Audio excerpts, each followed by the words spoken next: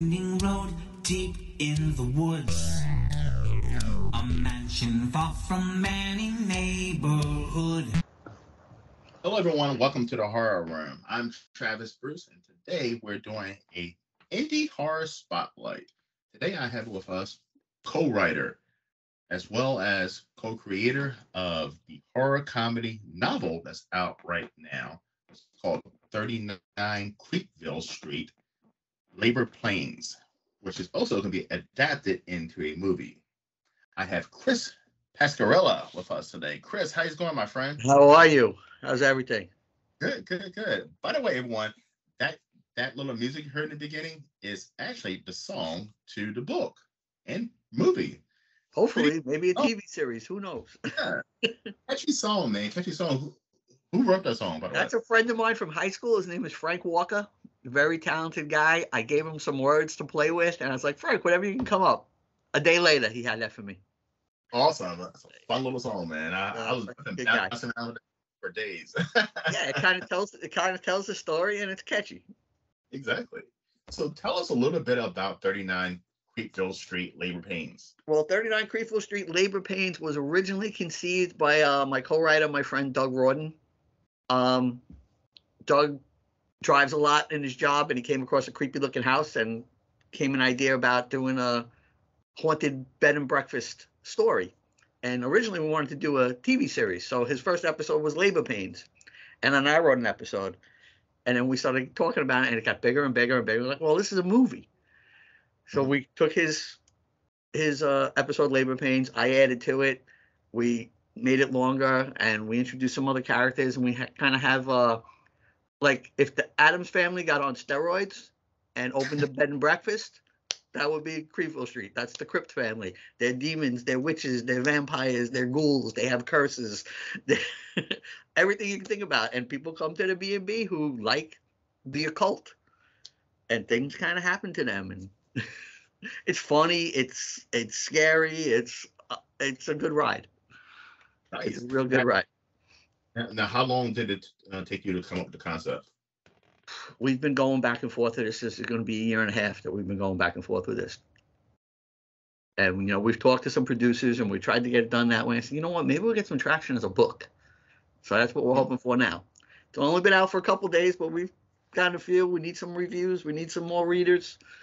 Every little bit helps. Well, definitely. And it's on Amazon right now. Yes. We're looking for the paper copy sometime around by Thanksgiving. Around Thanksgiving, we're hoping, yeah. Shouldn't be a problem. So is this your first book? Oh, no. I have a series of fantasy books called the Destiny Trilogy. Okay. I have a sci-fi book that came out over the summer called Gravistar Book 1, which is kind of if a mail order corporation, an internet selling corporation took over the world.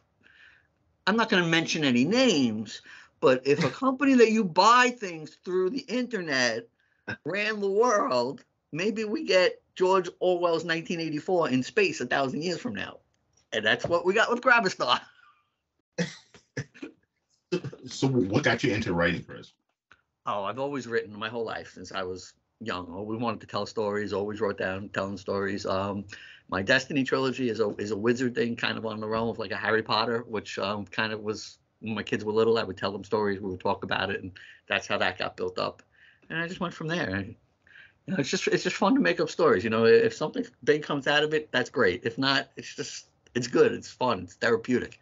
Get your thoughts out on paper. It's great. I'm kind of jealous. I wish I had that creative mind that most authors and even filmmakers have, that they can just come up with stories and put it on paper and just put it out into the realm. So how long does it take for you to come up with a concept and put it together beginning to end? Oh, it varies. It varies on the story. Sometimes it's quick. Most times I'd say a few months. It's at least a few months before you get the rough draft of the story out there and from beginning to end. A lot of times I work with an ending and work my way backwards. Like I know what I want to happen and how do I get there? And believe it or not, if you come up with characters and you start writing down, they tell the story for you. They become like real people, and they'll tell you when not to do something. No, I'm not going to do that. I want to do this. And that's how it happens. It's very strange to say that, like, because You're making up the characters. You can do whatever you want with them. Nah, doesn't work that way. Yeah, I had kids too. I could do whatever I want with them. No, they're their own people. They do their own thing. It's the same thing. Now, is it hard not to put a little bit of yourself into your characters? I would guess there's definitely a little bit of myself in there. A little bit of like everybody I've come across in my life. My kids are in there. The Destiny trilogy, definitely my children are in it. They see themselves in the main characters. Like, that's me. Yeah, of course it is. But yeah, there's always a little bit of yourself in there. There's always a little bit of other people that you pick up too. You know, things you come across, people you come across. I mean, I was a New York City police officer, so I saw a lot of things. So I get a lot of that. I get a lot of that in that writing too. I mean, yeah, people say, "Oh, scary." No, not scary. There's a lot of fun stuff. A lot of fun stuff. You meet a lot of interesting people, and you hold on to that, you know. And it comes out characters. It comes out in the characters that you write, you know. Say, hey, this guy's kind of weird. Oh, I remember that guy who was weird standing on the corner. Yeah, let's write this guy. So which character in 39 Creepville Street would you say is more closer to you being you? Oh goodness. Oh, you see now this was originally Doug's creation, and I kind of ran with it. Mm-hmm. We have a character Carl in it, and Carl is cursed. He dies mysterious deaths, but comes back. So like people think he's odd, but he's acting odd. He's not really odd. He knows what's going on. He's not stupid. I think that part of where sitting back and just observing and letting people think whatever they want, I do that a lot. So I'd say there's parts of Carl Crypt in me and Carl Crypt, and I'm sure Doug has parts of him in him too. We got to get Doug on with us one time. We'll do another show with the three of us. I'd love to have Doug on. Now, the artwork to the cover of this book is beautiful. That's all Doug. All Doug. And it kind of has like an anime look to it. Yeah, that's all Doug. Doug came up with all of that. He's really good at that stuff. So he drew it and everything? Yeah, he designed the cover. We have he did a bunch of series of posters. We use each of the characters in that we're going to be using in advertising. He's really talented with that stuff. Yeah, he did all of that. Yeah, we do book covers. We have another thing. We do ghostwriting. We do book covers. We do movie posters. A little bit of everything. Yeah, find me on Facebook. You'll find everything. All right, I'm going to give you a post in the description, too, where to find you as well. Now, when it comes to book, how tough is it for, new book writers or filmmakers? How tough is it to market and even get your name out there? Oh, you figure there's 5 million books on Amazon. I'm just a voice screaming, I'm a voice screaming in the crowd. It's very difficult. You need to constantly be at it. Contact the local newspapers and tell them you have a book. They like stories like that. Constantly posted it on Facebook. There are groups. There are writers groups and readers groups and groups of people who like horror books. And you got to blast them all constantly. I mean, we're making a little try. It's been a couple of days. We have like 5 books sold in 2 days, which is not horrible. Yeah. Considering that nobody knows who we are. But platforms like this certainly help. That's the key to be on these shows, to get out there. You have to. Otherwise, unless you want to spend a pretty penny, have somebody do it for you, and we don't have it. Because people always ask me, when I reach out to someone and say, "Hey, you want to come on for an interview?" They always ask me, "How much is going to be?" I'm like, "Nothing." I'm like, are there people out there that charge for interviews? Shows that charge, yes, absolutely. They call it a donation. I can understand, if they're buying time, say on Access Television or something like that, and they're buying time, I understand that I can get. You can do this yourself. Right? So this is okay. But there are places where they're trying to buy time on TV or a radio station or something like that. I get it. I do get that. But for the most part, I think a lot of them aren't in it for that. They're in it to put the money in their pocket. So you got to be leery. You got to feel them out. You feel out any show that wants you to be on, or any show you come across that you think you might want to be on. You got to feel them out just like anything else. You check it out before you buy a car. Same thing. You got to check it out. Because I've always wondered that because I get asked that question. Like, I did a video about the Slasher app, and I was reaching out. this app that's for networking, and I got the feeling that the owner thought that I was charging people for interviews, and I was like, no, I'm doing this for free. I mean, this is to me, this is like I enjoy meeting So that's it. creative, have them on my show, and put a spotlight on them. And hey, if I get views, that's amazing. Yeah, So I exactly. mean, it's a win-win. Yeah, exactly. That's how I feel like. Yeah. Do I want my books to do well? Sure, but I'm going to write the story anyway. Exactly. So is there anyone you've gotten inspiration from, or any novelists, filmmakers that you've gotten inspiration over? Oh, filmmakers. David Kirshner does the Chucky movies, the Hocus Pocus movies. His movies are good. Yeah, this is a guy who what I like is he doesn't pigeonhole himself. He does the Chucky, which is horror. Hocus Pocus is fun horror, but then he does the American Tale. You know, the Fievel movies are him too. So I like that. I like to see artists do different things and not do one thing all the time. Like Stephen King constantly writes the same thing all the time. You're always writing horror, man. Come on, get out there, do something else. I know you got it in you. I'd like to see something else.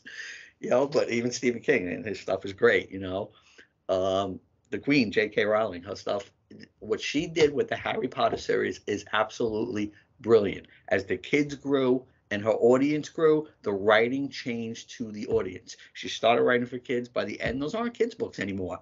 And she knew because her audience grew with her. That's genius.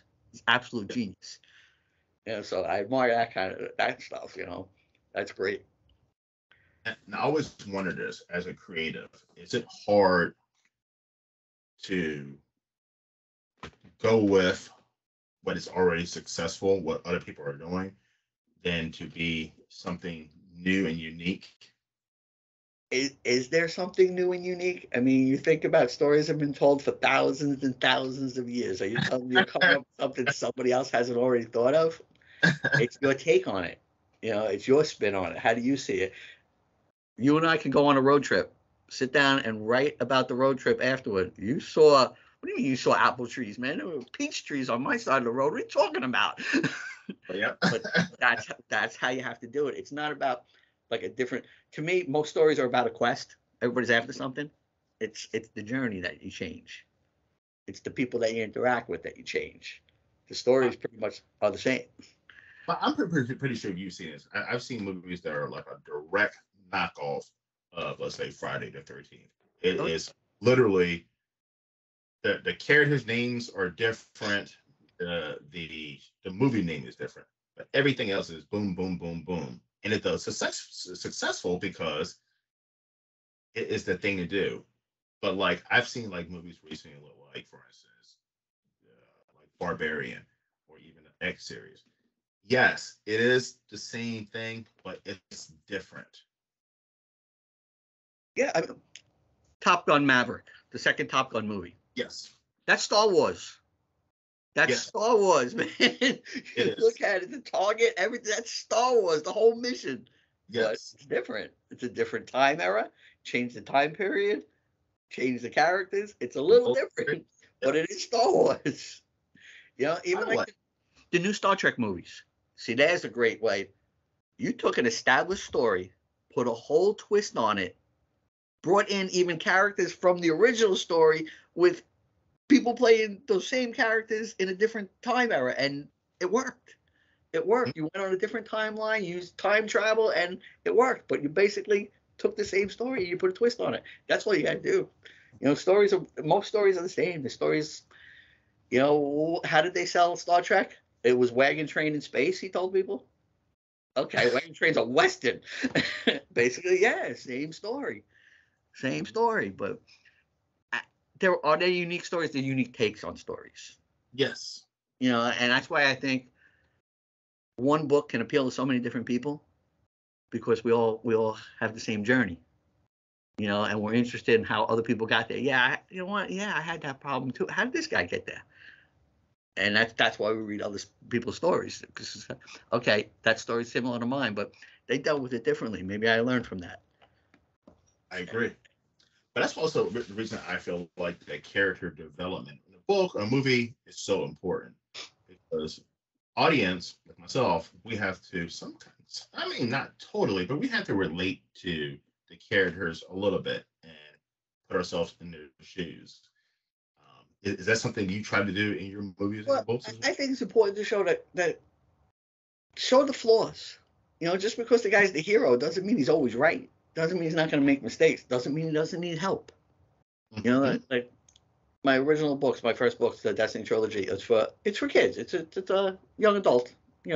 But I didn't kill off mom and dad like Disney did. Yeah. I tried to show that you need an adult role model to achieve your goals, and that's what I tried to show. And I think that's what you have to show the books: how people grow through dealing with other people, dealing with adversity, being wrong, making mistakes. They can't be perfect all the time. Superman's always perfect. Well, no, I don't think it works that way. You could be a superhero, great. You could be a superhero, but you can be a flawed superhero. Hancock, there's a flawed superhero. Wait, even Batman. Batman Yeah. is a superhero. I mean, that's one of the reasons I do like Batman because Batman has a lot of shit going on bad about him. Oh yeah. Even probably some mental illness, and he's also a superhero, so you get to see the good and bad. Yeah, I think you have to show that. You have to show that people are flawed and can overcome their flaws to do something good. Now, what are some horror movies that horror movies and horror books you've grown up that you Well, love? I read Salem's Lot when I was like 11 years old because my mother was reading it, and I didn't get it. Like this is okay. It's scary, but okay. I like the older horror movies. My first experience really with horror movies is like Abbott and Costello Meet Frankenstein. I like the comedy. I like the comedy part of it. That's why I like the Addams Family. I like the monsters. I like the comedy part of it. Yeah, okay, they're monsters, but they can have a good time too. You can have fun with that stuff. We like to say like the if we do a TV series of 39 Creepville Street, we liken it to Dark Shadows or What We Do in the Shadows, the vampire one that's around now, things like that. Make them laugh. But give them a little jolt scared too. So that kind of stuff I always liked. The Lost Boys are great. Love the Lost Boys. That's a great movie. There's a movie called The Believers that scared me with Martin Sheen and Jimmy Smits is in it, and it's like voodoo kind of thing, and scared me. Snakes coming out of this guy's stomach because he touched somebody. Get out of here! Walk around like this. Don't come near me. Don't anybody come near me. Don't touch me. Don't breathe on me. I don't know what you're doing. I don't know what kind of spells you're casting. But that got me down. And I saw, the original Nightmare on Elm Street. I saw it in the movies when I was a kid. Whoa, that'll get you. Iconic horror movie because it's one of those horror movies like how can you protect yourself in your sleep? Yeah. Like we all have to sleep at some, and that's what made that movie so scary. Now listen, when the series got long in the tooth, it got a little wackier and this and that. Like out of space. Yeah, I know. But the original concept is absolutely terrifying. Oh yes. But I like stuff like that to make you think. So speaking of the monsters, I'm a huge monsters fan.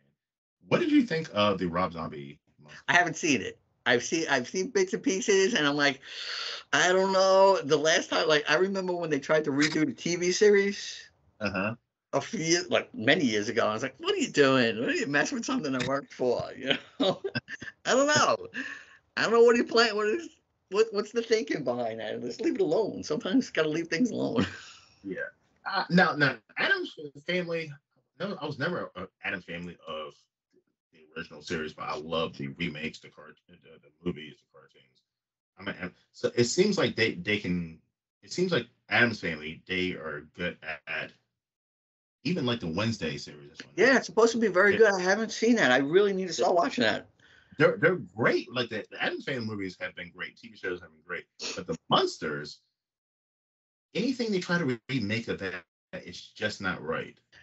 I don't think somebody else can be Herman Munster. I think that's what you have that image in your head. You have his voice in your head, that laugh. And if somebody else tries to do it, it's like it's a poor imitation. What are you doing? Yeah, it's like what are you doing? You know, with the Addams Family, you had other actors come in and they did their own thing. Mm-hmm. You know, they didn't try to be the same character. I think Yeah. it's harder with the Munsters. You're expecting that Herman Munster laugh. You're expecting him to be a little goofy. The interaction between him and Grandpa, you're expecting that, and it can't be the same. It's not the same chemistry. And I mean, I understand Rob Zombie. I'm a Rob Zombie. I'm kind of a fan of his movies, but I'm a Howard Stern fan.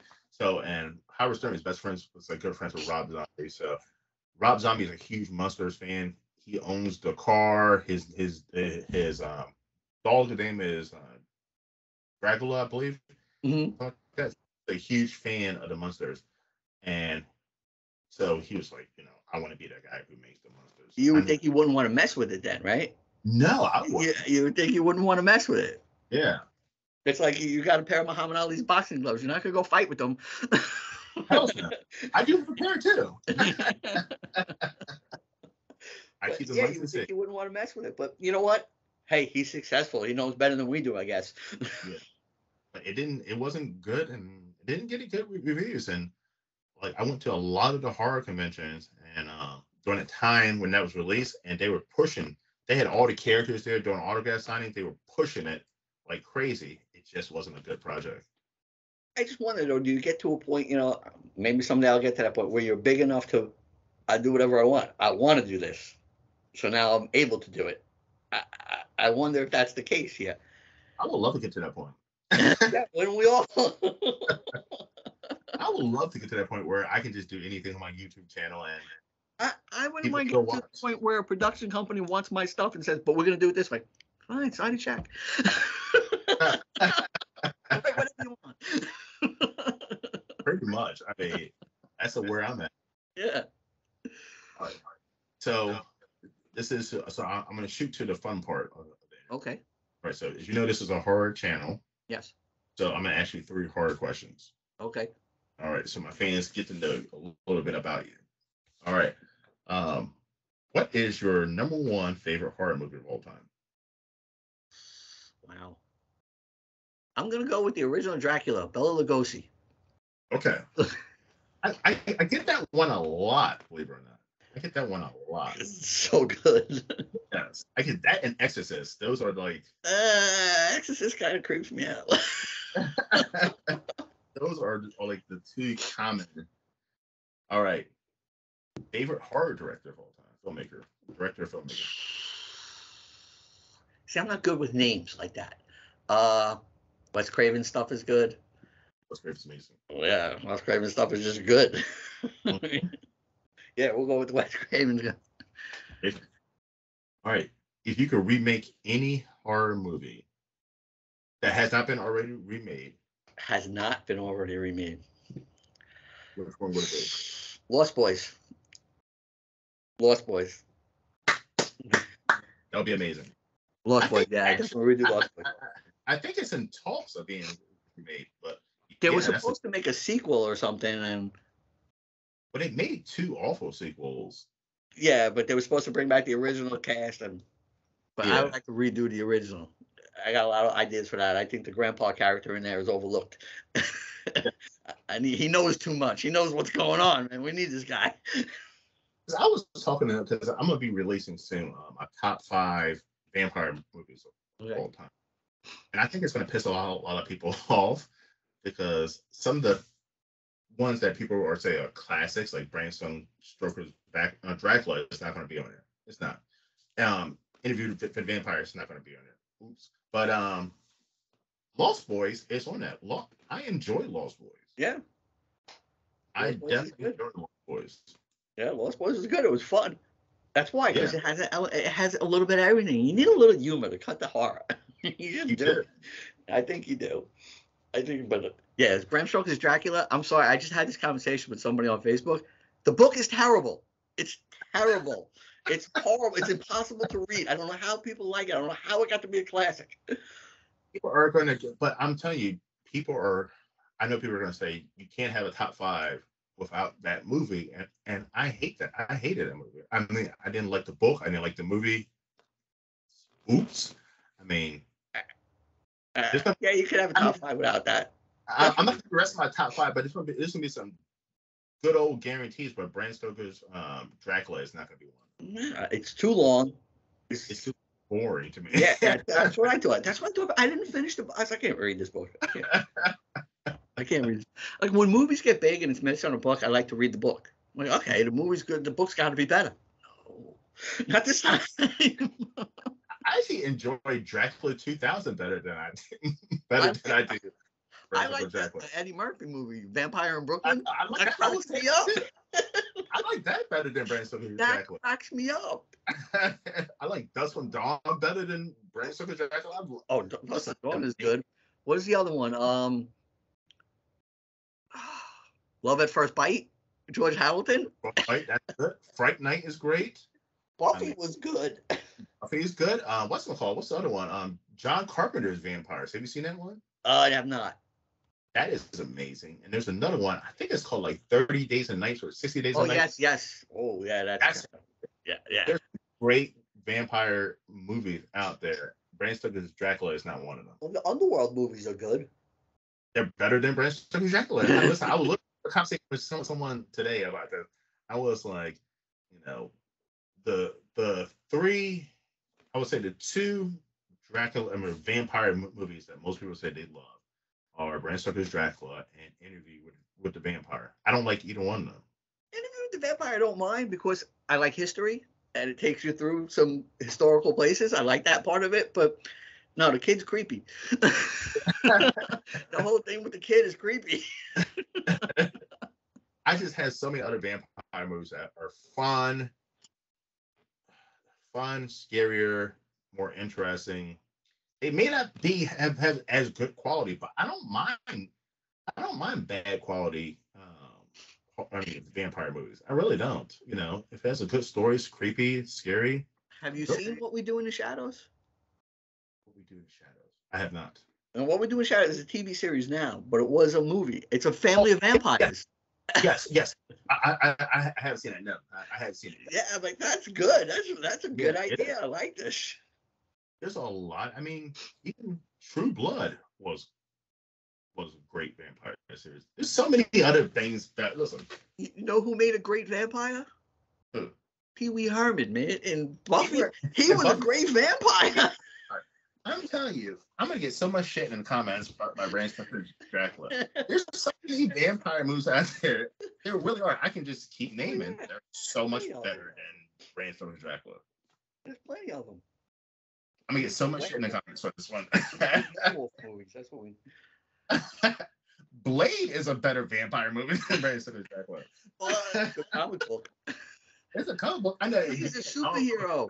I know. I don't know if you consider that a vampire movie, but I found it more interesting than Bram Stoker's Dracula. I mean, I don't know if it's that we're so familiar with the story that it's like, okay, enough already. I've seen this story 1,000 times. Tell me something different. We know the character so well. Yes. There is a little bit of touching on him in Creepville Street, but he's already dead. We have Dracula's heir. Okay. Who is your favorite? Okay, so who is your favorite iconic horror character? Like, Dracula, Frankenstein. Do you have one? No, I have to think. Now, in Frankenstein, who's the monster? Is it the monster or is it the doctor? I think they're a combo. If I look at Dr. Frankenstein as a monster, that's my guy. Yeah. Dr. Jekyll. Oh, man. There's a scary character. There's a scary guy. And I love the werewolves in American Werewolf in London. Oh. That was great. Not the best werewolf movie.